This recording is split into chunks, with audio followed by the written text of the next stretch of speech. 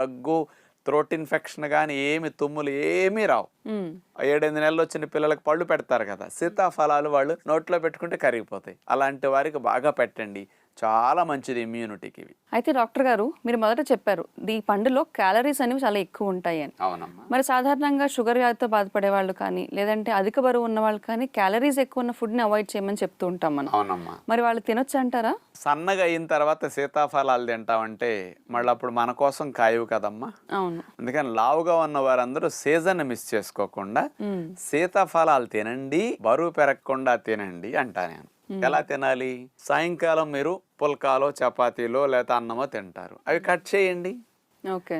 2 సీతాఫలాలు 3 సీతాఫలాలు తినేసి ఏ బొప్పాయో పుచ్చకాయ పొట్ట నింపేస్తే అయిపోయా. అంటే ఇంకొకటి తగ్గించాలి, ఇది తినాలి. షుగర్ వ్యాధి ఉన్న వారు కూడా 3-4 తినకూడదు, కానీ ఒక సీతాఫలం రోజు తీసుకున్నా పెరగదు. వీళ్ళు ఎలా